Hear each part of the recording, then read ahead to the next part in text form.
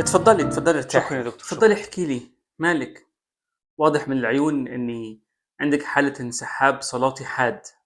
انا امم كنت مرتبطه بواحد، وكنت حاسه ان هو ده امم من ربنا.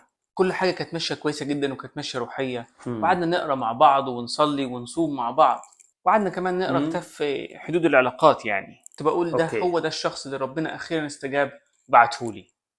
انا عارفه النوع ده، تلاقيه بيصلي وفي الاخر بيصلي عشان واحدة تانية. ما كان بيقول لي اني هي بدل مشيئه ربنا احنا امم مكملين مع بعض، واما نرتبط رسمي اختفى فجاه. امم وسمعت انه خطب واحده تانية من نفس الاجتماع. امم واضح انه كان بيصلي صلوات متعددة الاختيارات، واكيد قال لك انه مشيئة ربنا اتغيرت فجأة. بصي، انا هقول لك التشخيص عشان برضو تكوني في الصورة. واضح كده ان احنا عندنا تاريخ طويل مع الصلاة، توقعات إلهية مرتفعة، سقوط مفاجئ. واضح ان انت عندك حالة كلاسيكية بنسميها متلازمة الرجاء الغير مستجاب، وممكن يكون معاها اكتئاب حاد بنسميه اكتئاب مزاميري حاد، وانتفاخ في جملة كده ليكن لي كقولك. انت عارف يا دكتور، لو ربنا بس يقول لي كده هو اني مم. انا مش مشيتي انك ترتبطي بالشخص ده، انا مم. خلاص هقبلها وهبطل صلاة كمان. يعني بعد ما خطب انت لسه مستنيه تسمعي صوت ربنا وشايفاه صامت برضو لغايه دلوقتي؟ مم. بس انا بصلي بايمان يا دكتور، ولسه بصلي ان مم. ربنا يخليه يفسخ الخطوبة ويرجع لي انا تاني ونرجع لبعض تاني يا مم. دكتور. يا دكتور يرجع لي يا دكتور. الايمان مش بيخلي خطه ربنا تتغير. يعني اكمل صلاة ولا اعمل زي غيري وابطل صلاة؟ مم. ويمكن لما ابطل صلاة يرجع لي. يا لهوي، اخرجي بره.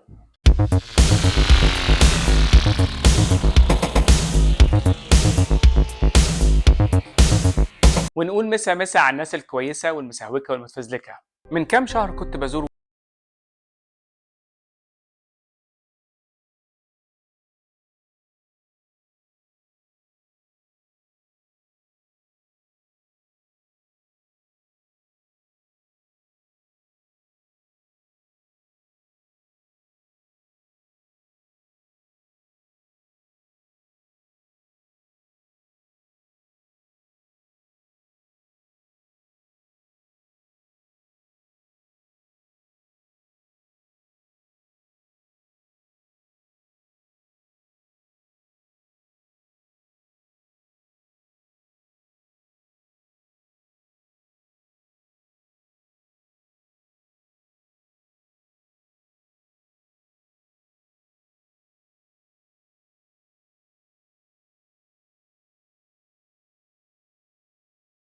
تجيب لي واحد معاك وما تبقاش بخيل.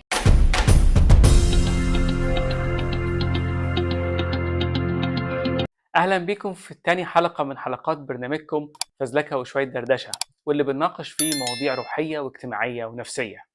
المرات دي هنتكلم في السلسلة بعنوان صراعات تلميذ، والمرة دي والكم مرة اللي جاية هنتكلم في صراع مهم جدا وحساس جدا، وهو صراع الصلاة. لما الشاب قال لي الجملة دي، لما بطلت أصلي سافرت في خلال أسبوع واحد، حسيت بكمية الوجع والخذل اللي في صوته. دي عمرها ما كانت جملة واحد مستبيح ولا ملحد، دي صرخة واحد كان ماسك في ربنا، كان مصدق فيه، بس بيصارع لأنه اتكسر ولأنه اتخذل. أنا هنا مش بلوم الشاب ده ولا بلوم أي حد حاسس بالوجع والخذلان من ربنا. إحساس الخذل ده إحساس صعب بيكسر. أنا عارف يا فزلوك الصغير إنك ممكن تكون سمعت الجملة دي قبل كده، أو يمكن أنت نفسك قلتها في سرك.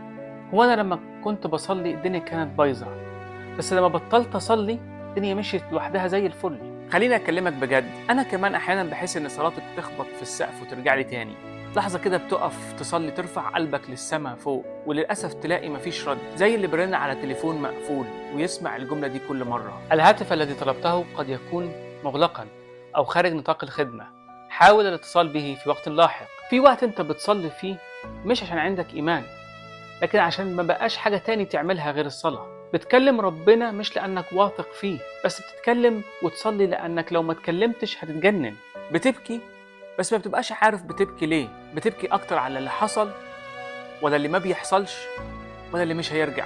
في اللحظة دي بتحس إن الصلاة مش بتطمنك، دي بتوجعك أكتر، كأنك بتصرخ في وش جبل بس صدى صوتك بيرجع لك ويرن في ودنك تاني. أنا هنا على فكرة مش بتكلم عن فتور روحي ولا عن عدم أو قلة تركيز في الصلاة. أنا هنا بتكلم عن الإحساس اللي بيوجعك ويخبط فيك لما تكون بتكلم حد بس مش بيرد عليك، وبدل ما يرد يصد.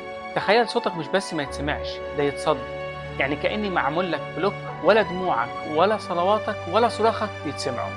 أرميا اختبر اللحظة دي كويس قوي، وقال أيضا حين أصرخ وأستغيث يصد صلاتي. إيه اللي ممكن يكون أصعب وأقصى من إنك ترفع قلبك لفوق وتلاقي السماء مقفولة في وشك؟ إيه أصعب من اللي هتبني عليه رجائك اللي هو الصلاة يتحول لسبب ومصدر يأسك وفشلك؟ مفيش حاجة أمر وأذل أكتر من اللي أنت فاكره أبوك هو يشوفك عدو. زي ما أيوب قال كده: لماذا تحجب وجهك عني وتحسبني عدوا لك؟ إيمانك وقتها بيتكسر على صخرة الواقع. نظرات الشاب ليا وقتها وكأنها بتقول لي: هو في تفسير تاني ولا أنا صح؟ والحقيقة إني معرفتش أرد عليه. وهنا يجي السؤال اللي بيخبط فينا كتير ولخبطنا كتير: هل ربنا كان مستني الشاب ده يبعد عنه عشان يستجيب الصلاة؟ هل صلاتنا كانت في وقت معين معطلاه؟ ولا النجاح ده كان مجرد صدفة؟ وسؤال كمان: هل الله محتاج صلاتي عشان يتدخل؟ ايه فائدة اني اصلي اصلا والله هيعمل اللي هو عايزه؟ ازاي الله وهو اب صالح عارف احتياجات اولاده والمفروض يسددها، لما اجي اطلب منه حاجة كويسة ما يستجبش؟ ليه في ناس من غير ما يصلوا امورهم ماشية زي الفل، وانا بصلي لاجل نفس الامور ولاقي الدنيا بايظة ومش ماشية؟ في نفس الوقت عندي امور تاني مش بصلي عشانها وماشية زي الفل. اسئلة كتير يا فزلوك الصغير، بس خلي بالك، اللي بيسأل الأسئلة دي مش ملحد ولا مستبيح، ده واحد بيصارع، ده قلب تلميذ بيصارع، بس قلبه مجروح من اختباء الله، بيصارع رغم السكوت. وأنا مش جاي أجاوبك النهاردة، لكن استناني في الحلقة اللي جاية. ما تنساش تعمل لايك وشير للفيديو دوت، وهستناكم في حلقة جديدة من فزلكة وشوية دردشة.